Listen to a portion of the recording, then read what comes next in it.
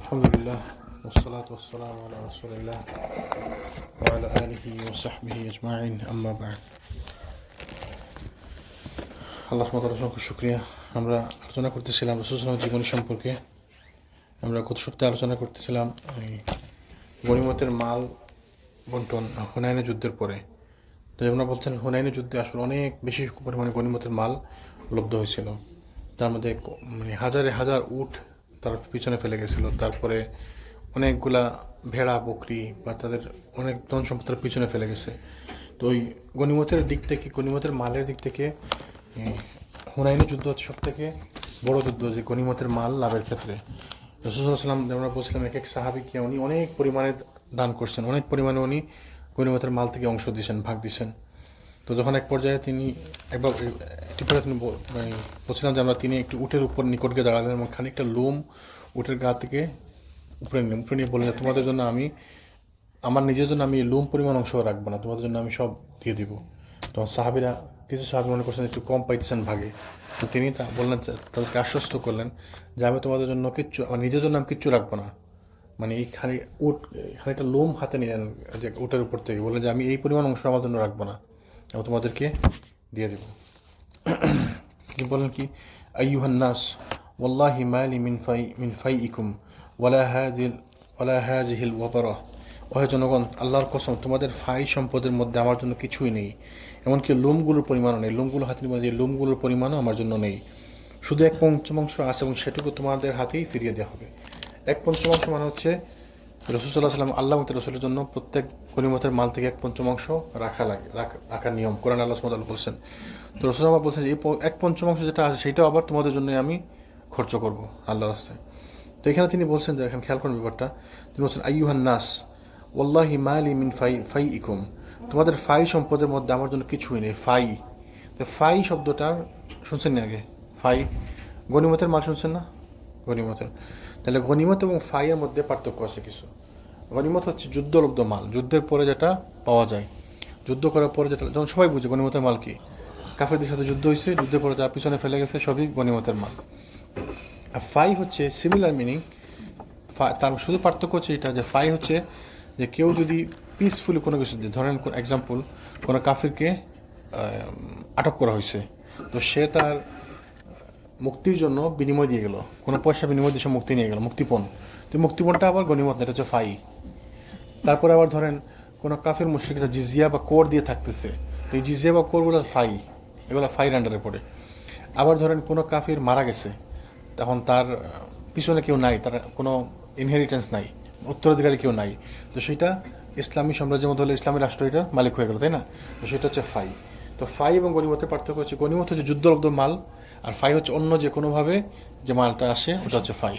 তো এখানে তারা তো অনেকে মারা গেছে, অনেকে সম্পদ ফেলে গেছে, অনেকে কোনো উত্তরাধিকার নাই, তো এই জন্য এখানে গনিমত এবং ফাই দুইটাই মাল আছে। এই জন্য তিনি বলছেন আইয়ুহান নাস ওয়াল্লাহি মালি মিন ফাইইকুম ওয়ালা হাযিহিল ওয়াবারা ইল্লাল খুমুস, এক পঞ্চমাংশ ছাড়া আমার জন্য কিচ্ছু নাই, আল্লাহ এবং তার রাসূলের জন্য কিচ্ছু নাই। তারপরে ওইটা যেটা আছে ওইটাও আমি তোমাদের জন্য ব্যয় করব। তারপরে মুআল্লাফাতুল কুলুবকে দেওয়ার পর রাসূল সাল্লাল্লাহু আলাইহি ওয়াসাল্লাম যায়েদ বিন সাবিতকে নির্দেশ প্রদান করলেন যে সৈন্যদের মধ্যে গনিমত বণ্টনের জন্য হিসাব কিতাব তৈরি করতে। তো মুআল্লাফাতুল কুলুব কি গতদিন বলছিলাম, আপনার মনে আছে? মুআল্লাফাতুল কুলুব নন মুসলিম বা নতুন মুসলিম যাদের অন্তরকে ইসলামের প্রতি আকৃষ্ট করার প্রয়োজন আছে, তো তাদের অন্তরকে ইসলামের প্রতি আকৃষ্ট করার জন্য তাদেরকে দান করা, বেশি বেশি দেওয়া, উপহার দেওয়া, গিফট দেওয়া, বা যে কোনো কাজ করা, যে কাজের কারণে তাদের ইসলামের প্রতি তাদের মন নরম হবে, মুআল্লাফাতুল কুলুব। তো মুআল্লাফাতুল কুলুব একটি খাত হচ্ছে যাকাতের একটি খাত, মনে আছে? জাকাতের একটি খাতের মধ্যে একটি খাত হচ্ছে মুআল্লাফাতুল কুলুব, যাদের অন্তরকে ইসলামের প্রতি আকৃষ্ট করার জন্য জাকাতের ফান্ড থেকে তাদেরকে দেওয়া যাবে। তো ধরেন এক্সাম্পল, নতুন একজন মুসলিম আসছে, তার ওইরকম অবস্থা নাই, আবার তাকে আমরা জাকাত থেকে দিতে পারি যেন সে যেন ইসলামের প্রতি আকৃষ্ট হয়। সেই জন্য মুআল্লাফাতুল কুলুব বলে এদেরকে, যাদের অন্তরকে আমরা ইসলামের প্রতি আকৃষ্ট করতে চাই।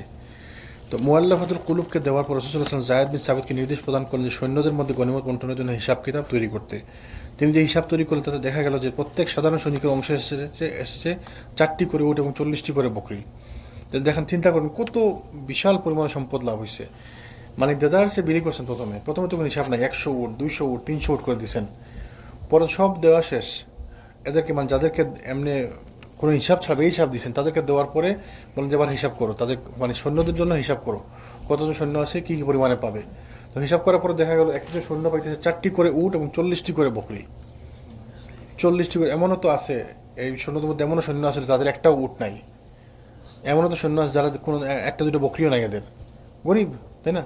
তো কী পরিমাণ সম্পদ লাভ হয়েছে, প্রত্যেকে 4টি করে উট এবং 40টি করে বকরি পাইছে। আবার ঘুরসর যারা ছিল তাদের জন্য বলছিলাম 3 গুণ, তাই না, 12টি করে উট এবং 120টি করে বকরি। তো যারা ঘোড়া ছিল, একটি ঘোড়া নিয়ে আসছে, যান এবং মাল নিয়ে যুদ্ধ করতে আসছে, তাদের জন্য 3 গুণ। যে হেঁটে আসছে শুধু যান নিয়ে আসছে তার জন্য মানে যতটুকু আছে, আর যে তার পশু নিয়ে আসছে বা তার মাল নিয়ে আসছে তার জন্য হচ্ছে 3 গুণ। তাহলে যারা শুধু সৈন্য আসছে, পদাতিক সৈন্য, তাদের জন্য 4টি করে উট, 40টি করে বকরি। আর যারা তাদের ঘোড়া নিয়ে আসছে বা উট নিয়ে আসছে বা তাদের বাহন নিয়ে আসছে, যুদ্ধ করছে, তাদের জন্য হচ্ছে 12টি করে উট এবং 120টি করে বকরি। ওয়ালাইকুম আসসালাম। 120টি করে বকরি। যে বন্টনের ভিত্তি ছিল কৌশলময় রাজনীতি।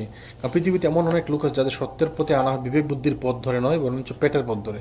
অনেক লোক আছে যে আপনি তাকে প্রথমে আকৃষ্ট করতে হয় তার বিবেক বুদ্ধি দিয়ে আনাতে, সে বুঝবে না, সে ইসলামের হেদায়েত সে বুঝতেছে না, তাকে আকৃষ্ট করতে হবে অন্য কোনোভাবে। যখন সে আকৃষ্ট হবে তখন সে পড়ালেখা করবে, স্টাডি করবে, তখন সে বুঝতে পারবে ইসলামের সৌন্দর্য।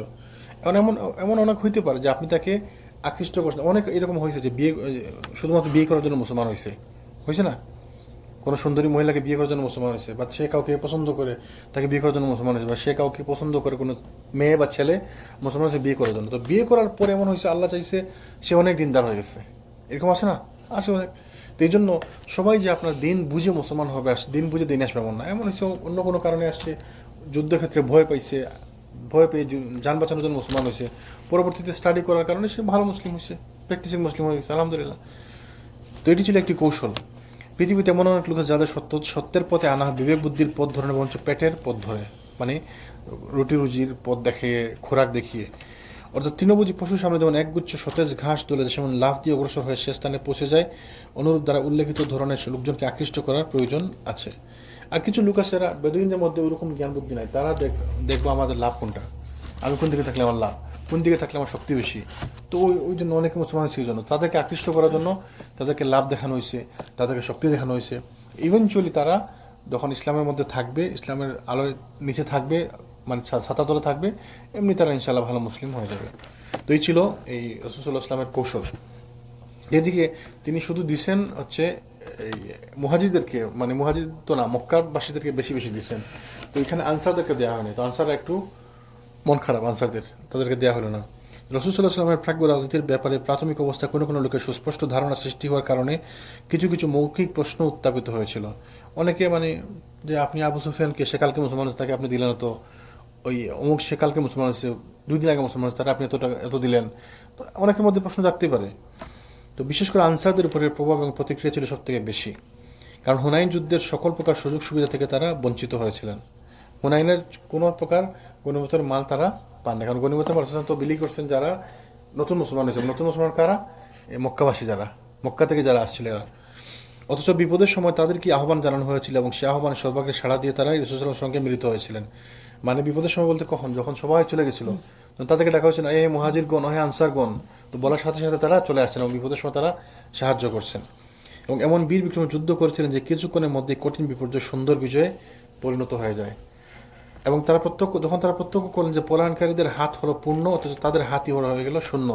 মানে যারা পালিয়ে গেছিল তাদেরকে বেশি বেশি দেওয়া হলো, তাদেরকে পূর্ণ করে দেওয়া হলো, আর যারা আমরা রয়ে গেছিলাম, যুদ্ধ করলাম, কষ্ট করলাম, আমাদেরকে কিছু দেওয়া হলো না। তো এটা খারাপ লাগতেই পারে, মানুষের স্বাভাবিক, এটা মানে এটা কমন ব্যাপার।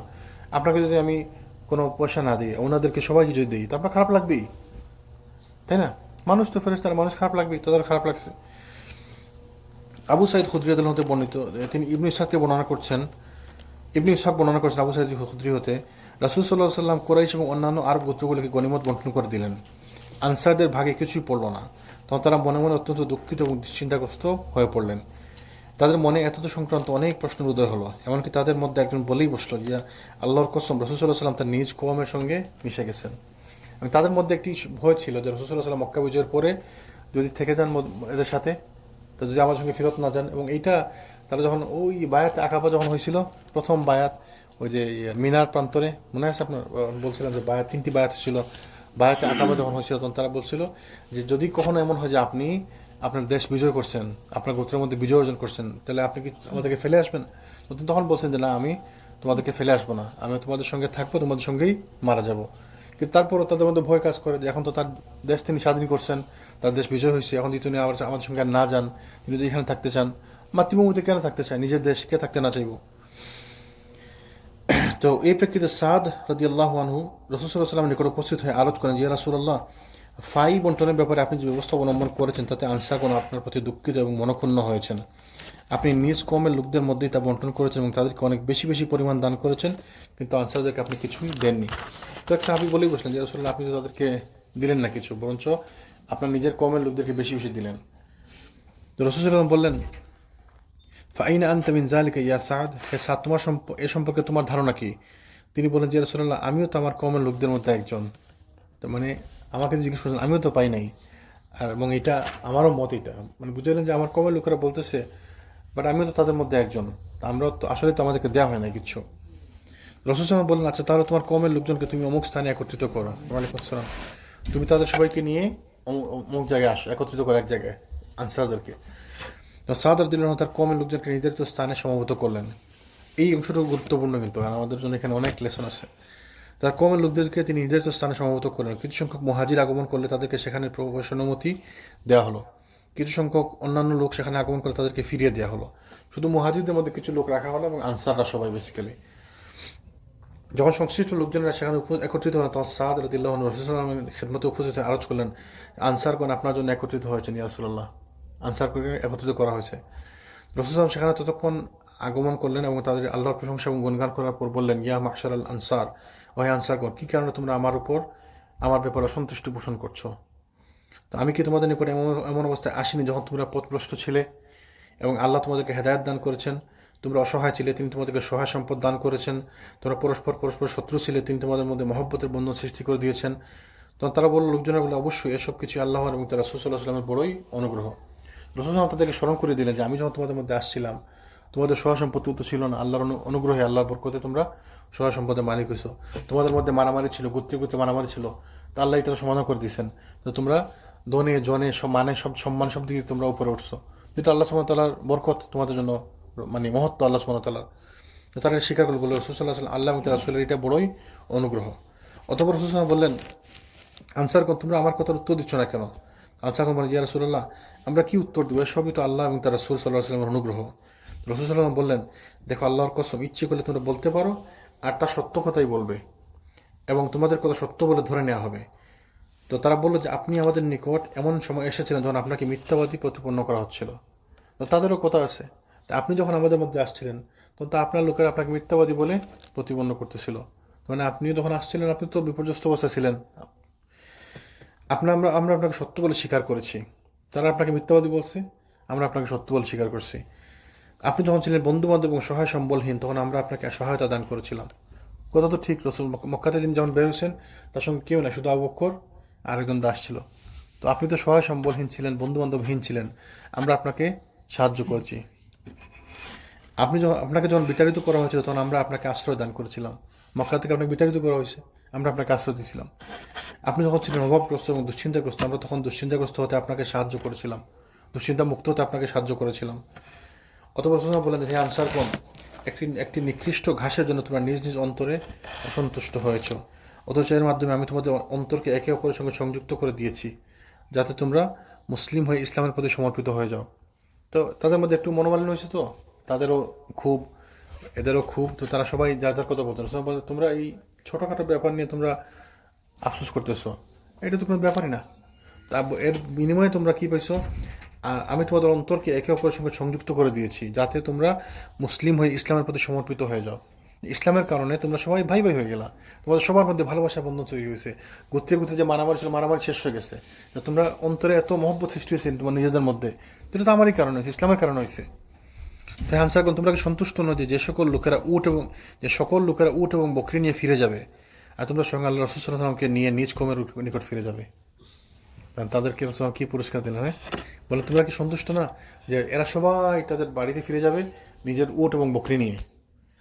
আর তোমরা ফিরে যাবে আল্লাহ রসুলকে সাথে নিয়ে।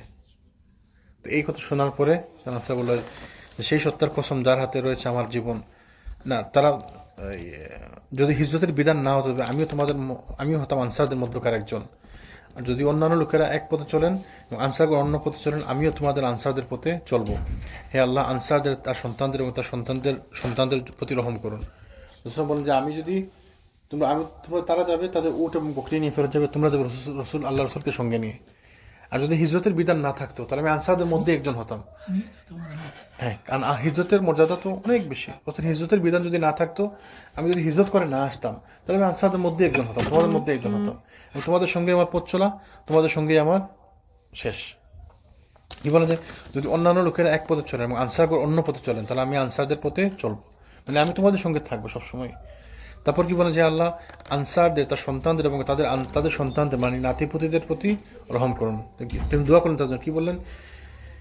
আল্লাহুম্মা আরহামিল আনসার ওয়া আবনা আল আনসার ওয়া আবনা ইল আনসার। আল্লাহ, আপনি আনসারদেরকে রহম করুন, তাদের সন্তানদেরকে রহম করুন, তাদের সন্তানদেরকে রহম করুন। দোয়া করেন তাদের জন্য। সুবহানাল্লাহ, আল্লাহ রাসূল সাল্লাল্লাহু আলাইহি ওয়াসাল্লামের দোয়া সরাসরি। তো কত বড় মানে ব্লেসিংস, রহমত, বরকত এটা। তো রাসূল সাল্লাল্লাহু আলাইহি ওয়াসাল্লামের ভাষণ শ্রবণ করে উপস্থিত লোকজনরা এতই মানে কাঁদতে লাগলো, ক্রন্দন করতে লাগলেন যে তাদের মুখমণ্ডলের দাড়িগুলা ভিজে গেল। তারা বলতে লাগলেন যে আমাদের জন্য আমরা এই জন্য সন্তুষ্ট যে আল্লাহ রাসূল সাল্লাল্লাহু আলাইহি ওয়াসাল্লাম আমাদের অংশে এবং সঙ্গে রয়েছেন। অতঃপর রাসূল সাল্লাল্লাহু আলাইহি ওয়াসাল্লাম ফিরে আসেন এবং লোকজনরা বিভিন্ন দিকে ছড়িয়ে পড়েন।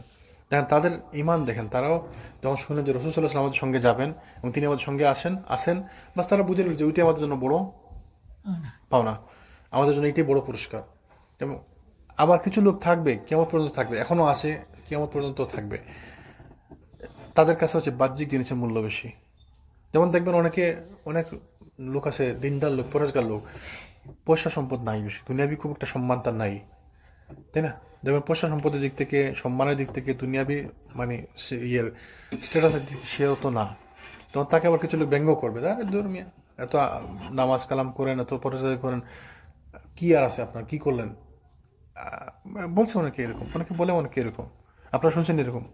অনেকে বলে যে আরে নামাজ কালাম করেন, কি ভালো মতো তো দুইটা পয়সা নাই আপনার কাছে, ঠিক না? বলছে সুবহানাল্লাহ। এটা বলবেই তাদের কাছে হচ্ছে বাহ্যিক জিনিসের গুরুত্ব বেশি। তারা ওই ইসলামের সৌন্দর্য তারা পায় না, ইসলামের সৌন্দর্য তারা বুঝে না।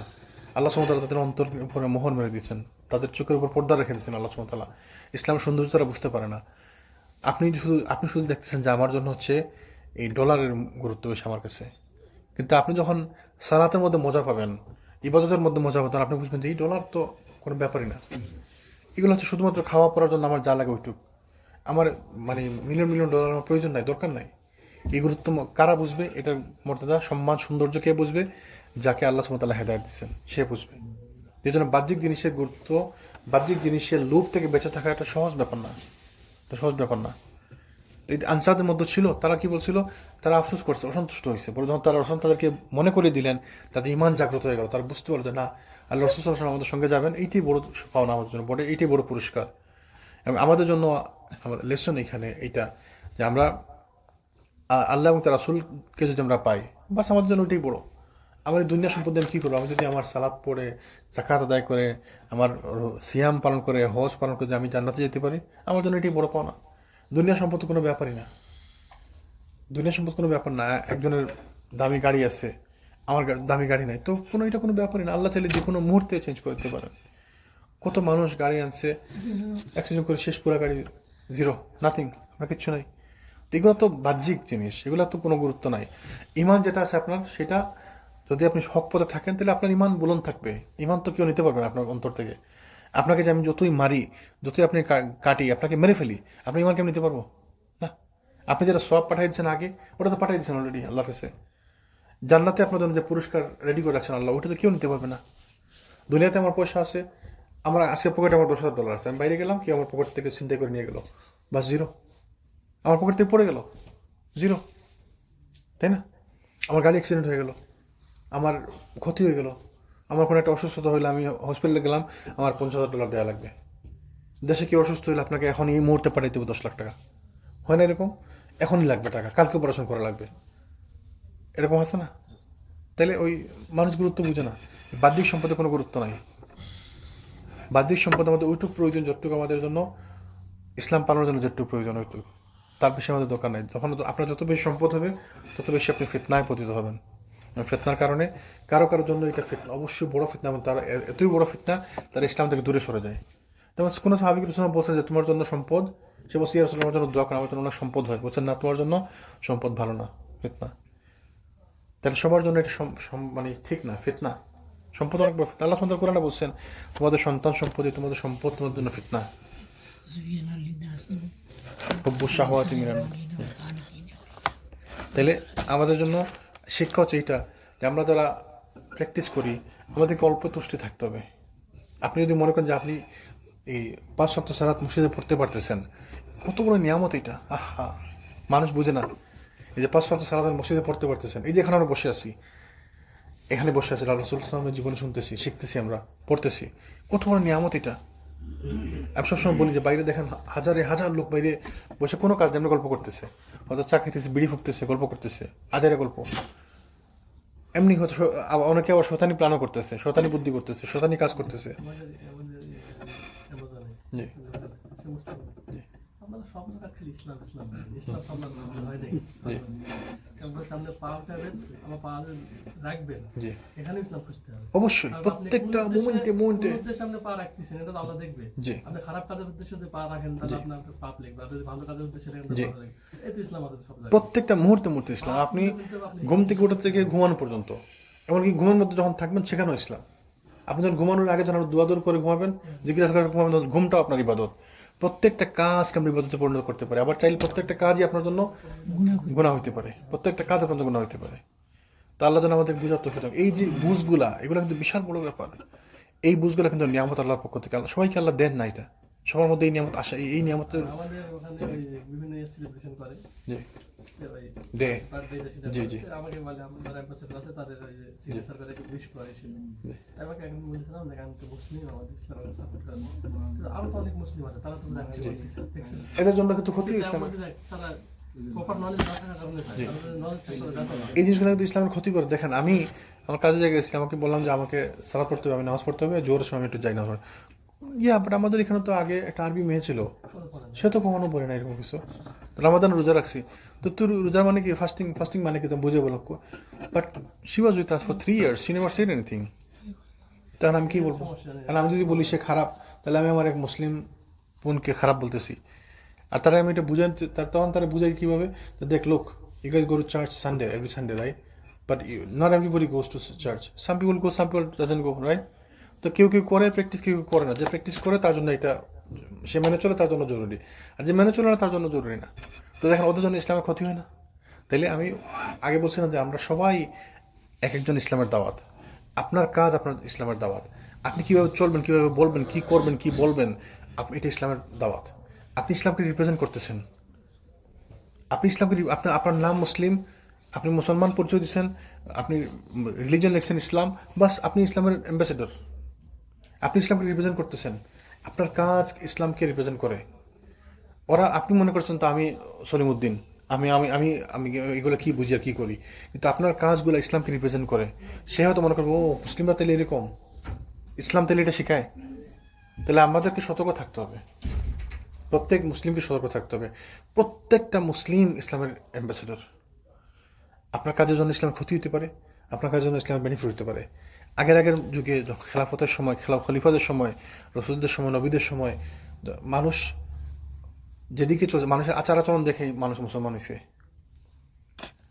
যত জায়গায় সাহাবিরা সৈন্য পাঠাইছেন, যত জায়গায় ইসলামের ফাতা হয়েছে, বিক্রি হয়েছে, ওই এলাকার মানুষগুলো তাদের মানে সাহাবিদের আচার আচরণ দেখে মুসলমান হয়েছে। অস্ত্র দ্বারা তো শুধু দেশ বিজয় হয়েছে, শাসকদেরকে সরিয়ে ওইখানে মুসলমানরা বসছে। বাট জনগণ স্বাধীন মুসলমান হয়েছে কীভাবে? ব্যবহারের কারণে। জনগণ ব্যবহারের কারণে মুসলমান হয়েছে। তো আমাদের ব্যবহার ইসলামের রিপ্রেজেন্টেশন। আমরা হচ্ছে ইসলামের অ্যাম্বাসেডর। আমি আমার নেইবার সাথে কীরকম আচরণ করব, সে মনে করবে আমি এইটি ইসলাম। তাহলে আমি যদি আমার এই পাশের নেইবার সাথে খারাপ ব্যবহার করি, তাহলে সে কি আমাকে চেনে? সে কি আমার নাম জানে? সে তো নাম জানে। সে বলবে দূর, ওই মসজিদের মুসলমান এগুলা খারাপ। আবার আমি যদি ভালো ব্যবহার করি, সে বলবে না, মুসলমানরা তো ভালো আছে। অথচ হয়তো মনে হতে পারে সবাই তো ভালো না আমাদের মধ্যে, হয়তো যে ব্যবহার করছে ভালো সে ভালো, তাহলে আমার কারণে সে মনে করতেছে ইসলাম ভালো, আমার কারণে সে মনে করতেছে ইসলাম খারাপ। আমি যদি খারাপ ব্যবহার করি সে তো তার ফ্রেন্ডদেরকে বলবে, তার আত্মীয়স্বজনকে বলবে এই মুসলিমগুলো খুব খারাপ, অথচ জানে না শুধুমাত্র পুরো মসজিদের মধ্যে হয়তো একজন লোক আমি খারাপ, অথবা আমার এই ব্যবহারটা খারাপ, তাই না? তাহলে আমরা সবাই ইসলামের রিপ্রেজেন্টেটিভ, আমার আপনার প্রত্যেকটা কাজ ইসলামকে রিপ্রেজেন্ট করে। সেম থিং আমরা যারা কোরআন সুন্নাহ অনুসরণ করি, যেমন আপনি যদি কোরআন সুন্নাহ অনুসরণ করেন, আহলুল কোরআন ও সুন্নাহ, তাই না? আপনি যদি একটি কাজ করেন, তা আমি মনে করব মনে এটা হচ্ছে কোরআন সুন্নাহর কাজ, তাহলে আপনি কোরআন সুন্নাহকে কলুষিত করতেছেন আপনার কাজের কারণে, ঠিক না? ধরেন আমি এখানে সালাত লিড করলাম, তা আমার সালাত লিড করার পর মানুষজন বাইরে থেকে মানুষজন দেখলো আমার পায়ের টাকনোর নিচে আমার প্যান্ট যেতেছে, আমার দাড়ি নাই, তো তারা মনে করবে তাহলে মনে কোরআন সুন্নাহর মসজিদ এটা, কোরআন সুন্নাহর মসজিদে এইটাই মনে নিয়ম, দাড়ি রাখা লাগবে না, তাই না? তাহলে আমি আমার কারণে কোরআন সুন্নাহকে কলুষিত করলাম না, আমি আমার কারণে এই সালাফিজমকে কলুষিত করলাম না, ইসলামকে নষ্ট করলাম না আমি?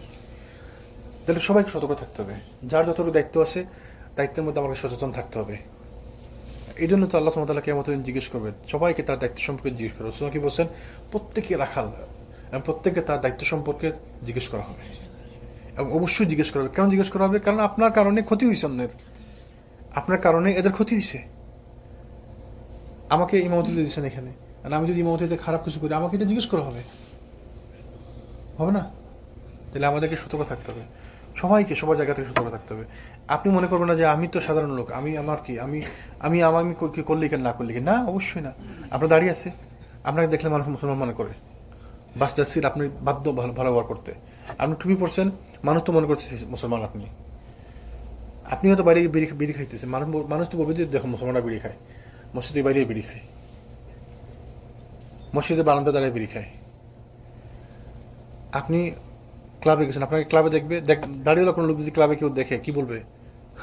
মুসলমানরা ক্লাবে আসে, দেখছেন নি?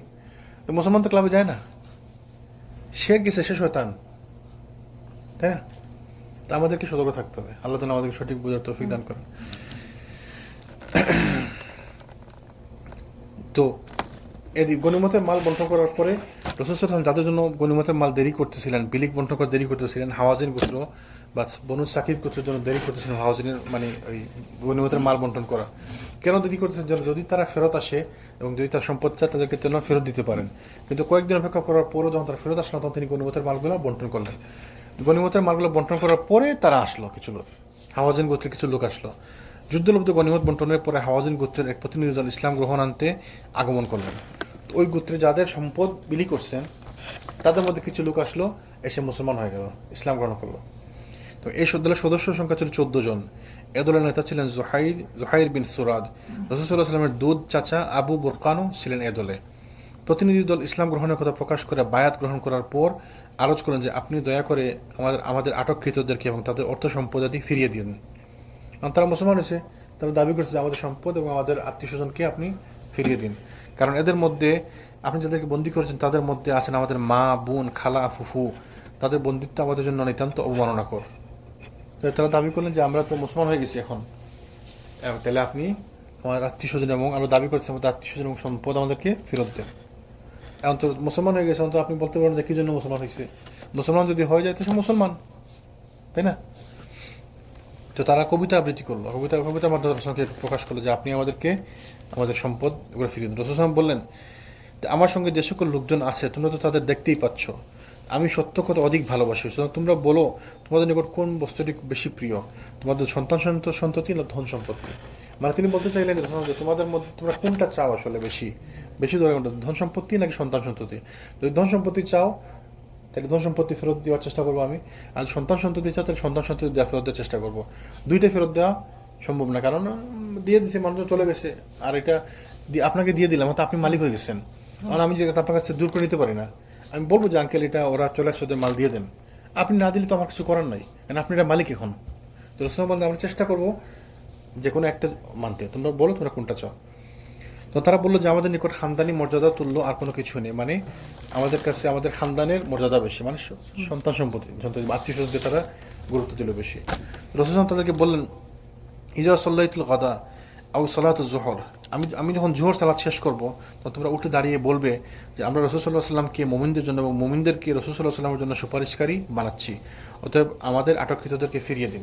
তাদেরকে শিখিয়ে দিলেন যখন আমরা জোহরের সালাত শেষ করে দাঁড়াবো তো তোমরা, ওয়ালাইকুম আসসালাম, তো তোমরা বলবো আমাদেরকে আমাদের কাছে তোমরা রিকোয়েস্ট করবা যে আমাদেরকে ফিরিয়ে দিন, ওদেরকে মুমিনদেরকে রাসূল সাল্লাল্লাহু আলাইহি ওয়াসাল্লামের জন্য সুপারিশকারী আর রাসূল সাল্লাল্লাহু আলাইহি ওয়াসাল্লামকে মুমিনদের জন্য সুপারিশকারী আমরা চাইতেছি। তা আপনি আমাদেরকে মানে দাবি করবেন যে আমাদেরকে আমাদের আত্মীয় স্বজন ফিরিয়ে দেন। তো তারা ঠিক ওইভাবে রাসূল সাল্লাল্লাহু আলাইহি ওয়াসাল্লামের সালাত শেষ করার পরে তারা বললো এটা যে ইয়া রাসূলুল্লাহ আপনি আমাদের আত্মীয় স্বজনকে ফিরিয়ে দিন। যখন সালাত সমাপ্ত করেন তখন তারা তাই করলো। তো উত্তরে রাসূল সাল্লাল্লাহু আলাইহি ওয়াসাল্লাম বলেন যে এই অংশের সম্পর্কে যা আমার জন্য, যা বনু আব্দুল মুত্তালিবের জন্য আছে আমি সেসবই তোমাদের জন্য দিয়ে দিলাম। তো যখন তারা এটা বললো তিনি বললেন যে আমার কাছে যা আছে আমি যতটুকু আমার কাছে আছে বা বনু আব্দুল মুত্তালিবের জন্য যা যা আছে আমি তোমাদেরকে দিয়ে দিলাম, আমার জিনিস আমি ফেরত দিলাম।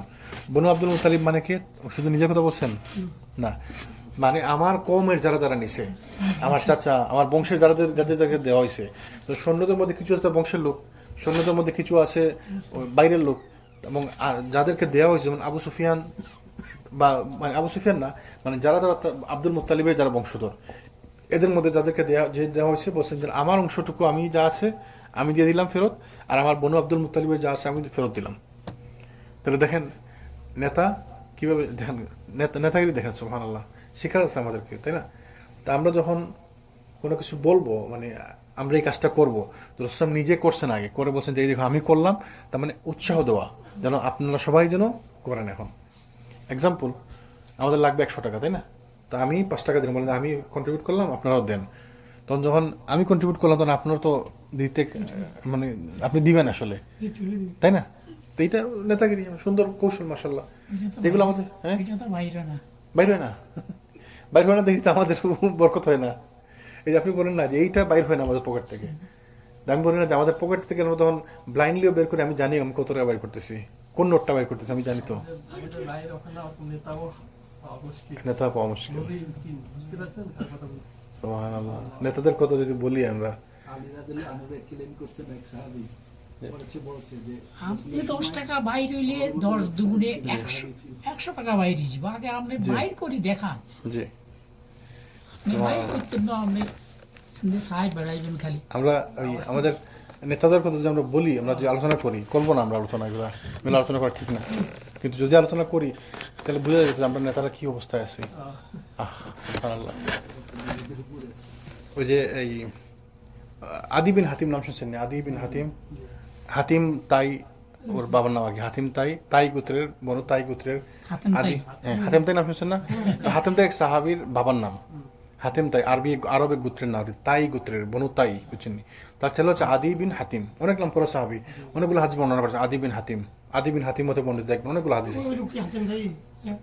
ওর নামই হাতিম তাই হয়েছে, খুব পয়সাওয়ালা ছিল, দান করতো। হাতিম তাই ছিল বাবা, হাতিম তাই মুসলমান ছিল না, আদি বিন হাতিম ছিল মুসলমান। আচ্ছা, তো ও সে তারা ছিল পুরোহিত ছিল, তো মানে ওই খ্রিস্টান মানে তাদের ধর্মের তারা ধর্মগুরু ছিল। তখন রসুল তাকে যখন দাওয়াত দিয়েছিলেন, তাকে বলছিলেন যে দেখো তোমাদের ধর্ম, তুমি ইসলাম গ্রহণ করো। তো সে বললো ইয়া রাসূলুল্লাহ আমি তো ইসলাম গ্রহণ করবো, আমি তো এমনি একটা ধর্মের মধ্যে আছি, আমি তো শান্তির ধর্মের মধ্যে আছি একটা। বলে দেখো তোমার ধর্ম তোমার থেকে আমি ভালো বেশি জানি, তোমার থেকে আমি ভালো জানি। তো বলো তাই নাকি, কেমনে? দেখো তোমার ধর্মে আছে না যে মানে তোমরা কি এটা করো না যে এই গনিমতের মাল থেকে 1/4 তোমাদের জন্য রেখে দাও? বলে হ্যাঁ করি। বলে কিন্তু তোমাদের ধর্ম তো এটা নেই। আপনি এটা কেমনে জানলেন? আমি বললাম না যে আমি তোমাদের ধর্ম বেশি জানি। তখন তো সে বললো কি সুবহানাল্লাহ, তাহলে তো আপনি আল্লাহ রাসূল ছাড়া তো এটা কেউ জানার কথা না। সে মুসলমান হয়ে গেল, তাই না? তাহলে দেখেন আমাদের বলছিলাম নাকি সিলেটে আমাদের একটা শাহজালালের মাজার আছে না? তো শাহজালালের মাজার আমরা বলি দরগা শরীফ আর কি, শাহজালালের দরগা। দরগাতে পয়সা দেয়, মানে বড় ডেকচির মধ্যে পয়সা দেয় আর কি। পয়সাগুলো দান বাক্স যেটা বড় ডেকচি, মানে এত বড় ডেকচি, মানে বিশাল, ধরেন এই রুমে বড় জোরে 4টে ডেকচি জায়গা হবে, এত বড় ডেকচি, বুঝছেন? ডেকের মধ্যে ইয়েতে পয়সা দেয়। তো বছরে না মাসে 2 মাসে একবার ডেকচি খোলা হয় আর কি। এত পয়সা হয়, পয়সাগুলো নিয়ে কে ওই কয়েকটা বাড়ি আছে, এগুলোকে বলে খাদেম বাড়ি। এরা নাকি দরগার খাদেমেরা, এই কয়েকটা ফ্যামিলি আছে, ধরেন 10টা 20টা 50টা ফ্যামিলি আছে, যারা ভাগ করে নেয়। তা আমরা হয়েছে গিয়ে রক্ষক হয়ে ভক্ষক হয়ে গেছি। যারা রক্ষক তারাই ভক্ষক। যারা দেখবেন ইয়েতে ওই বাংলাদেশে অনেক মাজারে দেখবেন খাদেম আছে, মাজার তার বাড়িতে মাজার, সেইটার খাদেম, সেইটার ভক্ষক। এখানে যা পয়সা আসে সে তার জন্য খরচ করে। যদিও মাজার পূজা করা তো এমনি ইসলামে নিষিদ্ধ, তারপর এরা মাজারকে দিয়ে ব্যবসা করতেছে, মসজিদকে দিয়ে ব্যবসা করতেছে, মাদ্রাসাকে দিয়ে ব্যবসা করতেছে। আপনি দিলেন পয়সা মাদ্রাসায়, তার বাড়ি খালি বড় হয়, তার বাড়ি খালি একতলা করে বাড়তে থাকে। দিলেন পয়সা মাদ্রাসায়, তার বাড়ি খালি বড় হয়। আপনি দিলেন পয়সা মাজারে, মানুষজন মাজারে পয়সা দেয়, মাজারে তো আর কিচ্ছু করার নাই, ওই শুধু বছরে একবার করলে ওই পর্দা চেঞ্জ হয়, মাজারে ওই যে কি বলে গিলাফ বলেন, এটা গিলাফ চেঞ্জ হয় ওরুষের সময়, আর মোমবাতি লাগায়, আর বাকি তার বাড়ি খালি সুন্দর হয়, তার বাড়ি খালি সুন্দর হয়। ওই দরকার খাদিম বাড়ি আমরা বললাম না, দরকার তো দরকার আছে, যেমন আছে এমন, কোনো চেঞ্জ নাই। শুধু ওদের খালি পয়সা বাড়ে, সম্পদ বাড়ে। ওয়ালাইকুম আসসালাম। আমাদের সেই অবস্থা, এই জন্য আমাদের নেতাদের এই অবস্থা। আর রাসূল সাল্লাল্লাহু আলাইহি ওয়াসাল্লাম সাহাবীদের কিরকম ছিল, আবু বকরকে তারা যখন খলিফা বানাইছেন, তা আবু বকরকে তো তিনি কাজ করতেন, ব্যবসা করতেন, বাজারে গেছেন ব্যবসা করতেন। ওমর রাদিয়াল্লাহু দেখছেন বাজারে ব্যবসা করতেছেন, বিক্রি করতে গেছেন, ইয়া খলিফাতুল মুসলিমিন, আপনি এখানে ব্যবসা করছেন, তাহলে রাষ্ট্রকে চালাবে, কোথাও আমাকে খাইতে হবে না, আমার পরিবার চালাতে হবে না? বলতে ঠিক আছে, আমরা আপনার জন্য বেতন নির্ধারণ করবো। তো খলিফাকে দেশ চালানোর জন্য বেতন নির্ধারণ করলো। কি বেতন? বলছে আপনি কি চান? বলছে আমার জন্য উনি বলছে আই থিঙ্ক একটা বকরি আর কিছু চর্বি, মানে যেটা খাওয়ার জন্য লাগে, আর এই পরিমাণ একটু টাকা, যেটুকু তার ফ্যামিলি চালানোর জন্য লাগে। বলছে ঠিক আছে, আজকে থেকে আপনার বেতন এটা, মানে ওই প্রতিদিন একটা করে বকরি বা মাসে, মানে একটা পরিমাণ ছিল আর কি, যাই হোক, তার বেতন এটা। তো কয়েক মাস পরে দেখে আবার আবু বকর বাজারে বিক্রি করতেছেন, জিনিসপত্র নিয়ে গেছেন, ব্যবসা করতেছেন, বিক্রি করতেছেন। তখন আমার দেখা বললো, ইয়ার আলী খলিফাতুল মুসলিমিন, আপনি আবার এখানে, আপনাকে আমরা বেতন দিই, তুমি যে বেতন দাও, বেতনে তো আমার পোষায় না, তাই জন্য আমাকে কাজ করতে হয়। তো বলে আপনি আমাকে বলবেন না, তখন আবার তার বেতন বাড়িয়ে দেওয়া হলো। দেন আত্মসম্মান, আমাদের খলিফারা ছিল এমন, সাহাবি রসুলের ছাত্র এরা, তাই না, রসুল থেকে শিখছেন, তাহলে তাদেরকে বেতন দেওয়া হয়েছে রাষ্ট্র চালানোর জন্য, কিন্তু বেতনের জন্য বলে নাই, তারা কাজ করে খাইছে, তাদেরকে বেতন দেওয়া হয়েছে, বেতন কম পড়ছে বলে নাই যে কম পড়ছে, তার কাজ করে খাইতেছে। আবার অন্যরা দেখে খলিফা আমি নিজ দেখতে নেয় নাই, আর আমরা ওই যে বললাম না বক্ষক, আপনি টাকা উঠেছেন 200, 300, 400 হাজার, মসজিদ কিনবেন, কিসের মসজিদ আর কিসের কি, সব এইখানে কি মসজিদ আর কিসের কি, এরকম আছে না? আছে সভাপতি হয়েছে, তার চাঁদা হচ্ছে 100 টাকা, 2 বছর 1 বছর তার বকেয়া, তার বাকি। আমরা তো এমনও না, তা আমরা জানি 100 টাকা 1 বছর 1.5 বছর হয়ে গেছে, 100 টাকা লেখানো, ওইটাও দেওয়া হয়নি। সবাই বলে 100 টাকা ওর থেকে কালেকশন করেন না, ওরে বললে ও দিচ্ছি, ওরা তো খাতা উঠে দেখে যে সভাপতির এই 1 বছর 9 মাস 8 মাস বকেয়া। খেয়ানত না? হ্যাঁ, খেয়ানত না এগুলা? হ্যাঁ বলি, তারপরে ইয়ে করি, সবাই ইয়ে করে দিব। আমাদের নেতাদের অবস্থা, দুষ্কার নেতার না, আমার দোষ, আমি উঠাইতে পারি না, আমি আপনার দোষ, আমার দোষ, আমি ব্যর্থ, আমি বলতে পারি না তারে, আমি তার কাছে নিতে পারি নাই, এটা আমার। সে বলছে মসজিদে সে দিব টাকা 100 টাকা, সে কি আমাকে দিবে? সে তো মসজিদে দিবে, মসজিদ মানে আল্লাহকে দিবে সে, আমি চাইতেও পারি না, আমার দোষ, আর সে দেয় না, তার দোষ। তো যেমন নেতা, যেমন এইটা তো বড় দোষ আমাদের, আমরা তারা বানাইছি, আমরা বানাইছি।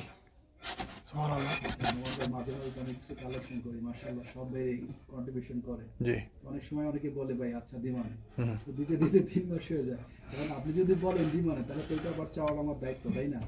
এখন আবার ওইটা নিয়ে আবার যদি বলে যে এই লোক চাইতেই থাকে, অনেক মানুষ করে এটা, আপনি আবার মনে খারাপ পায়, আরে খালি চায় দিবনে, মানে ওই যে বললাম না, ওই যে বললাম না, আমরা দিবনে বলতে আমরা মনে করি দিবনে মানে দিলাম, দিব না আর কি, মানে আপনাকে যখন বললাম যে ভাই আচ্ছা দিবনে ভাই, মানে আমি দিব না, এটা মানে হচ্ছে আমি দিব না, মানে আপনি তো সাধারণ লোক, আপনি তো সহজ সরল, আপনি মনে করেন দিবনে মানে আমি পরে দিব, আসলে দিবনে মানে হচ্ছে আমি দিব না, বুঝলেন না? ওই যে ইনশাল্লাহ ওই দিন বলছিলেন ইনশাল্লাহ মানে আমি আসবো না, আসলে ইনশাল্লাহ মানে কি, যদি আল্লাহ চান অবশ্যই আসবো, আর আমরা এটাকে নিষ্কি ইনশাল্লাহ মানে যখন আমি আসবো না, করবো না, তখন আমি বলেছি ইনশাল্লাহ দেখবো না, ইনশাল্লাহ আমি দেখবো না, পিঠ বাঁচানো আর কি, আল্লাহকে সামনে নিয়ে, আল্লাহকে সাইনবোর্ড বানাই আমি ইনশাল্লাহ।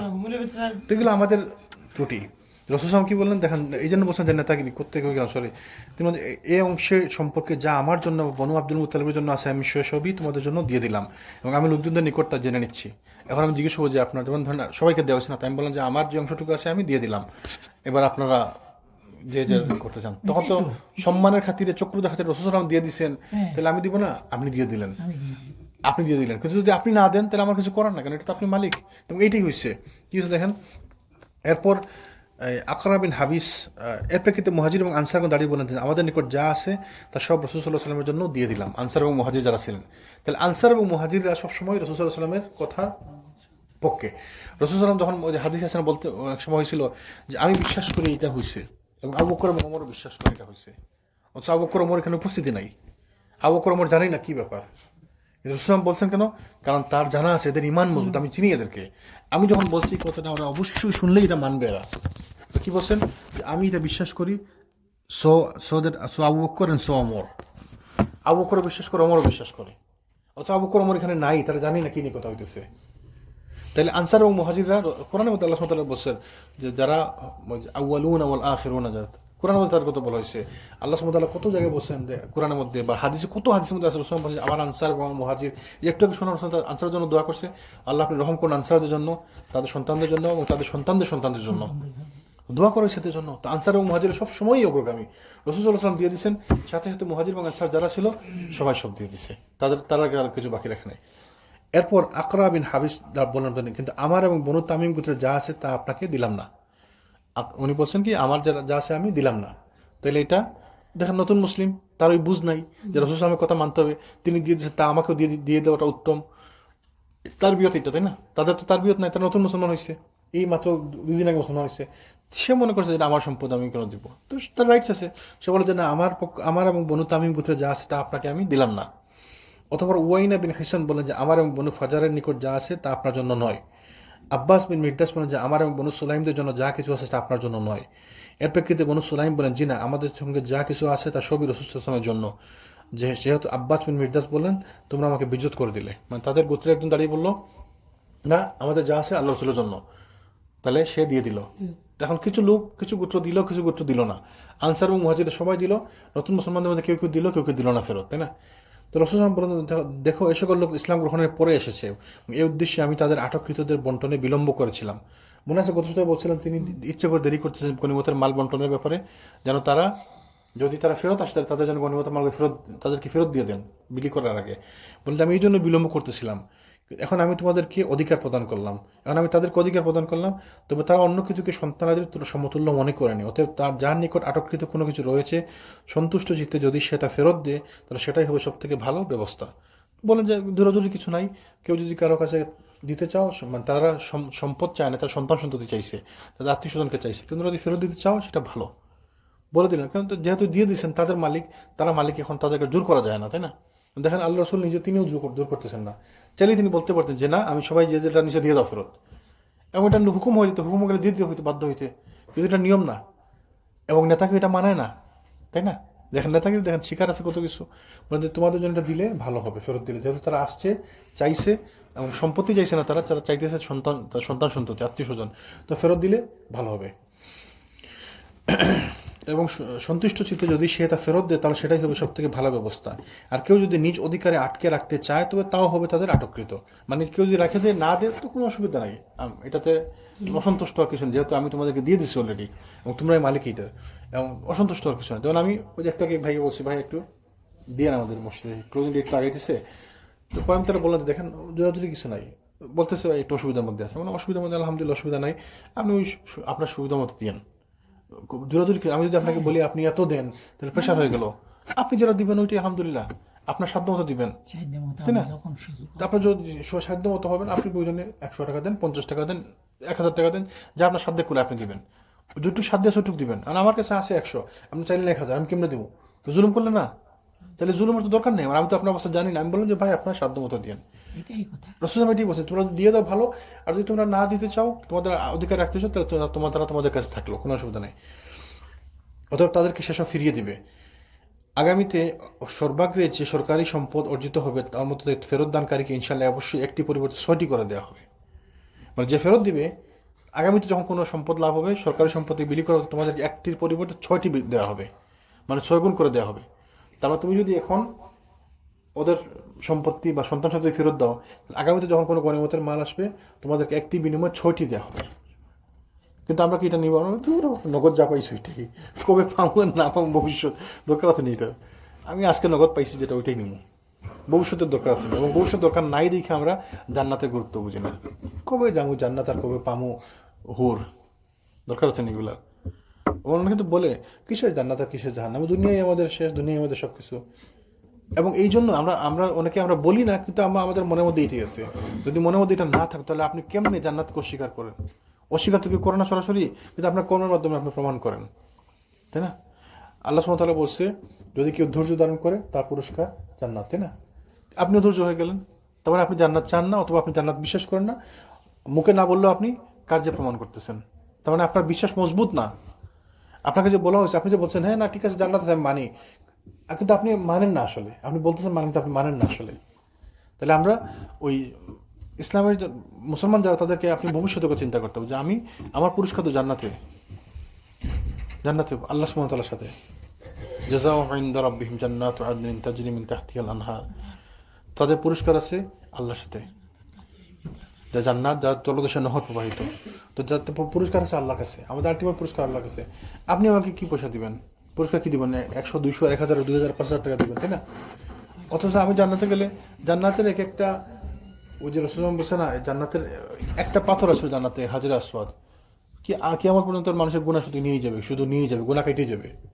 জান্নাতের একটা পাথর, জান্নাতের এক হুর যদি দুনিয়াতে এক পলক তাকায় পুরো দুনিয়া আলোকিত হয়ে যাবে।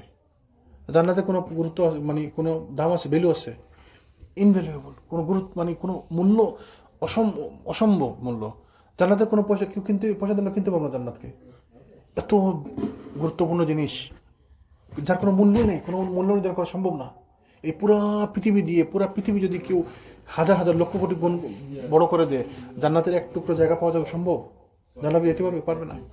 রাসূল কি বলছে যে সর্বশেষ যে জান্নাতে যাবে, last person that go to জান্নাত, তা হচ্ছে 10টা পৃথিবীর সমান। আসমান এবং জমিনের মাঝখানে যা আছে এরকম 10টা পৃথিবীর সমান তার অংশ, একদম সর্বশেষ যে জান্নাতে যাবে। আর আমার বাড়ি যদি হয়, এখানে যাদের বাড়ি আছে ধরেন 10,000 স্কোয়ার ফিটের লট সাইজ, ওরে বাবা বিশাল বড় লট সাইজ। যা বাড়ি আছে 1 একর লট সাইজ, ওরে বাবা ঘাস কাটেন কেমনে ভাই? তো অনেকের আছে না এস্টেট, মানে 3 একর বাড়ি, 3 একর শুনলেই মনে হচ্ছে ভাই ঘাস কাটেন কেমনে? 3 একর শুনলে আমাদের মাথায় কাজ করে, 3 একর বাড়ি সে কেমনে মেনটেন করে? আর জান্নাতে বসে পুরা পৃথিবীর সমান, 10টা পৃথিবীর সমান এরকম।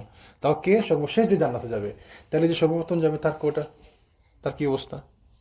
আর যে মাঝামাঝি যাবে তার কি অবস্থা? আর যারা সর্বশেষ তো 10 গুণ, তাই না? আর তার আগে যে যাবে তার কি অবস্থা? সুবহানাল্লাহ। এই জান্নাতের আমরা গুরুত্ব দিই না। আমার দাড়ি কাটতে হবে, কারণ আমার দুনিয়াতে কেমন না লাগে, ব্যাক্কেল লাগে। আমারে দাড়ি কাটতে হবে, আমাকে দাড়িতে সুন্দর করে সাইজ করতে হবে, শেপ করতে হবে। জান্নাতের গুরুত্ব নাই আমার কাছে। আমাকে একটা বাড়ি কিনতে হবে সুদে, জান্নাতের গুরুত্ব নাই আপনার কাছে। আপনি সুদের গিয়ে একটি বাড়ি কিনতে হবে আপনাকে, আপনি মশালা খুঁজেন। এবং আমেরিকাতে এরকম হুজুরও আছে, মশালা দিছে একটি বাড়ি কিনা যায় সুদে থাকার জন্য একটি বাড়ি কিনা যায়। এবং এটা মশালা আছে, এটা ফতোয়া আছে, শুনছেন না? এটা ফতোয়া দিছে, টাকার জন্য প্রথম বাড়িটা কেনা যায় সুদে। আবার এমনও বলছে, আপনি কি আপনার বাচ্চা কাচ্চা নিয়ে রাস্তা থাকবেন নি? আপনি বাড়িটা কিনবেন, সুদে কিনবেন। এইটা কতজন গুমরা হয়ে গেছে। আমার লগে এক লোক আসি এখন লেক ভিউতে আছে, অভিষেক আজও মসজিদ দেখে দেখাবো না তো আল্লাহ সুবহানাহু ওয়া তাআলা। আপনি ওই যে বললাম না একটু আগে, আমরা যেখানে বসে আছি, আমরা যেন সালাতে আসতেছি, কত বড় নিয়ামত আল্লাহ সুবহানাহু ওয়া তাআলা, আমরা বুঝতেছি না। মসজিদ আজও দেখে নাই, আমার লগে আসছে। এই যে আপনি কাজ শেষে মসজিদে আসতে পারছেন, কত লোক তো কাজ শেষে যায় ক্লাবে, সারাদিন কাজ করছে, কষ্ট করছে, একটা বিয়ার খেতে হবে। আপনার কোয়ার্কার শোনেন না এরকম, I am free today, I want to go to club tonight, শুনছেন না? বিয়ার খাইতে হবে, একটু রিল্যাক্স করতে হবে, একটু মদ খাইতে হবে। আপনাকে আল্লাহ কত বড় নিয়ামত দিচ্ছে, আপনি কাজ শেষে মসজিদে আসতে পারছেন, আপনি কাজের ড্রেস নিয়ে বাসা যাওয়ার মসজিদে আসেন, কত বড় নিয়ামত এটা, তাও কুফফার দেশে, কুফফার কান্ট্রিতে। সুবহানাল্লাহ। আমরা এগুলো গুরুত্ব বুঝি না, আমরা জান্নাতকে গুরুত্ব দিই না। আল্লাহ যেন আমাদেরকে বোঝার তৌফিক দান করেন। তো লোকজনেরা বললো রাসূল সাল্লাল্লাহু আলাইহি ওয়াসাল্লামের জন্য আমরা সব কিছু সন্তুষ্ট ফিরিয়ে দিতে প্রস্তুত আছি। তো রাসূল সাল্লাল্লাহু বলেন যে আমি ঠিক বুঝতে পারছি যে তোমাদের মধ্যে কে রাজি আছে আর কে নেই, অর্থাৎ তোমরা ফিরে নাও। এবং তোমাদের প্রধানগণ তোমাদের ব্যাপারে ফিরে যাও, তোমাদের প্রধান তোমাদের ব্যাপারে আমার সামনে উপস্থাপন করবেন। এরপর লোকজনের তাদের সন্তানাদের ফেরত দিলেন, শুধু ওয়াইনা বিন হাসান অবশিষ্ট রইলেন। তার অংশে ছিল এক বৃদ্ধ এক মহিলা, তিনি তাকে ফেরত দিতে অস্বীকার করলেও পরে ফিরিয়ে দিলেন। তারপর রাসূল সাল্লাল্লাহু আলাইহি ওয়াসাল্লাম প্রত্যেক বন্দীকে মুক্তিদানের সময় একখানা করে চাদর প্রদান করলেন। তাহলে সবাই ফাইনালি সবাই ফিরিয়ে দিল। একজন সাহাবী শুধু ফেরত দিতে প্রথমে না করছিল, একজন মানে বয়স্ক মহিলা তার ভাগে পড়ছিল গনিমতের মাল হিসাবে ভাগে, তো তিনি ওইটাও পরে ফেরত দিলেন, ওই মহিলাকে ফেরত দিলেন। তার মানে রাসূল সাল্লাল্লাহু আলাইহি ওয়াসাল্লাম চাইছেন দেখে সবাই তাদের সন্ততি যা ছিল তাদের কাছে, আত্মীয়স্বজন যা ছিল সব ফেরত দিয়ে দিল। রাসূল সাল্লাল্লাহু আলাইহি ওয়াসাল্লাম যাওয়ার সময় বন্দীদেরকে একটি করে চাদর উপহার দিলেন, গিফট করলেন। তো দেখেন কত সুন্দর ইসলাম। এদের সম্পদ বিলিয়ে গেছে, এদের সন্তানাদিকে ভাগ করে দেওয়া হয়েছে দাস হিসাবে। তারপরে যখন আসছে রাসূল চাইছেন, দাবি করছেন, সবার কাছে অধিকার করে চাইছেন, সবাই ফেরত দিয়ে দিছে। এটা ইসলাম ছাড়া কোনো সম্ভব ছিল না, কোনোভাবে সম্ভব ছিল না। সুবহানাল্লাহ। তো এইভাবে এই হুনাইনের যুদ্ধের সমাপ্তি হলো। তারপর রাসূল উমরা পালন করলেন, মদিনা প্রত্যাবর্তন করেন। গনিমতের মাল বিতরণের পর জিরানা হতে উমরা পালনের উদ্দেশ্যে রাসূল সাল্লাল্লাহু আলাইহি ওয়াসাল্লাম ইহরাম বাঁধলেন এবং উমরা পালন করলেন। অতঃপর আত্তা বিন উসাইদকে মক্কার গভর্নর নিযুক্ত করে, অভিভাবক নিযুক্ত করে মদিনার দিকে রওনা হলেন। 8ম হিজরিতে দুলকাদা মাসে মদিনাতে ফেরত আসলেন। এই ছিল মক্কা বিজয় এবং হুনাইন সম্পর্কে আলোচনা। ইনশাআল্লাহ আগামী দিন আমরা কন্টিনিউ করবো মক্কা বিজয়ের পর ছোটখাটো অভিযান সমূহ সম্পর্কে আলোচনা। আমাদের বুঝার তৌফিক দান করুন। আমরা এই যে আমরা প্রতিদিন আমরা শিখতেছি, পড়তেছি, জানতেছি, চেষ্টা করতেছি, আমাদেরকে খেয়াল করতে হবে, খেয়াল করে শিখতে হবে, শিখে আমাদেরকে ইমপ্লিমেন্ট করতে হবে। আমরা শুধু শুনলাম, শুধু শুনেই গেলাম, কোনো কাজে আসবে না। কালকে আমি একজনকে জিজ্ঞেস করছিলাম যে আমরা এতদিন থেকে আমরা পড়তেছি, আমাদের ইমাম যে পড়ায় শনিবার রোববার কোন বইটা পড়ায়, কার মনে আছে? আকিদার পড়ায় কোন বইটা পড়ায়?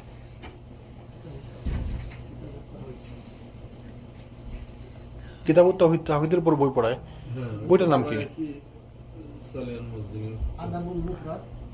না, ওইটা পড়ায় আমাদের মুখলেসুর রহমান দাউদ পড়ায় না। বুঝছেন নি আমি কি বুঝতে চাইছি? বুঝছেন নি? সবাই বুঝছেন না কি বুঝতে চাইছি? এই হচ্ছে আমাদের অবস্থা। ওই যে মুখলিসুর মুজিকে পড়ায় না ইনশাআল্লাহ আমরা শেষ করে দিই। সুবহানাকাল্লাহুম্মা ওয়া বিহামদিকা আশহাদু আল্লা ইলাহা ইল্লা আনতা আস্তাগফিরুকা ওয়া আতুবু